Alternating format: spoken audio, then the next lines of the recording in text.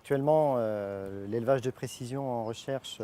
d'abord nous permet de réaliser ce que nous appelons le phénotypage à haut débit, c'est-à-dire la mesure très fréquente et pour de nombreux caractères des caractéristiques de l'animal, et donc de pouvoir étudier notamment les relations qui existent entre les fonctions, soit en interaction avec différents environnements, soit par rapport à des challenges que l'on peut provoquer en termes de conduite d'élevage. Ceci nous permet aussi de réfléchir demain à de nouvelles techniques de sélection pour les animaux qui vont prendre en compte de nombreux caractères d'élevage et non pas simplement les seuls caractères de production qui étaient ceux qui étaient jusqu'à présent principalement étudiés dans le domaine de la recherche et de la sélection. Alors le chercheur, il a bien sûr, toujours un rôle moteur dans l'innovation et essayer de penser à ce qui n'existe pas encore. C'est effectivement souvent un carrefour avec bien sûr les nouvelles technologies qui permettent aussi de réfléchir à des choses qui n'étaient pas envisageables jusqu'à présent.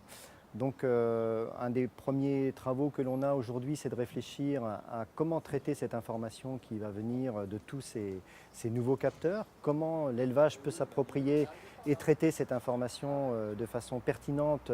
pour améliorer les performances des élevages, que ce soit en termes de production, en termes d'environnement,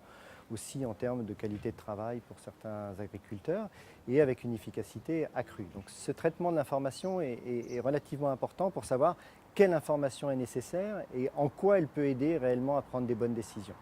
Et le deuxième volet qui nous intéresse beaucoup aussi, c'est de savoir comment on peut coupler éventuellement cette information avec des systèmes que l'on peut piloter aujourd'hui, donc des robots quels qu'ils soient, pour en fait simplifier le travail des éleveurs tout en ayant des décisions relativement complexes à mettre en place. Il est clair qu'améliorer l'efficience va probablement inciter à s'occuper beaucoup plus de la réponse, par exemple, individuelle de chaque animal. Et pour faire ça, en fait, il faut qu'on soit capable de faire un lien entre l'information et l'action. Sinon, l'éleveur, ça va être trop compliqué pour lui. Et là, on a tout un champ d'investigation très original, y compris dans nos modèles de recherche, pour essayer de faire le lien entre cette information que l'on peut avoir maintenant quasiment en continu sur l'animal et les actions que l'on peut piloter avec des robots, l'éleveur n'ayant plus qu'à définir la stratégie qu'il veut utiliser et